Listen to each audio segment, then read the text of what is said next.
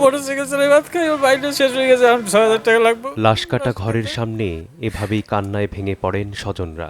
আপন ভাইয়ের মৃতদেহ নিতে এসে দফায় দফায় বাধার সম্মুখীন হচ্ছে শোকাহত এই পরিবারটি।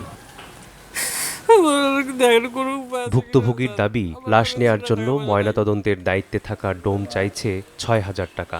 বাড়তি আরও কয়েক হাজার টাকা চাইছে হাসপাতাল ও মর্গে দায়িত্বপ্রাপ্ত বিভিন্ন লোক। সেই টাকা দিতে না পারায় আটকে রাখা হয়েছে মরদেহ। এরকম যদি গরিবের উপর নির্যাতন করে তাহলে কেমনি কি? আমার ভাইটা মারা গেল, এখন আবার টাকাও দেওয়া লাগবো, তার ৬,০০০ টাকা চাই।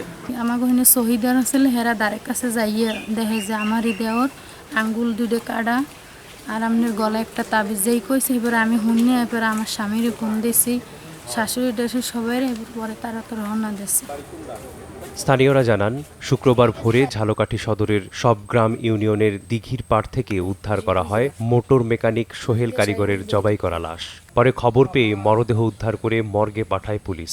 এদিকে লাশ নিতে আসে নিহতের ভাই হায়দার কারিগর ও ভাবি সোনিয়া আক্তার। তবে তাদের কাছে মর্গের ডোম, লাশ বহনকারী গাড়ির চালকেরা দাবি করে প্রায় ১০,০০০ টাকা। দরিদ্র বড় ভাইয়ের কাছে নগদ টাকা না থাকায় লাশ আটকে রাখে হাসপাতাল সংশ্লিষ্ট লোকেরা। পরে তাদের কান্না দেখে এগিয়ে যায় স্থানীয়রা। তাদের সহযোগিতায় মরদেহের যাতায়াত এবং দাফনের খরচ জোগাড় করা হয়।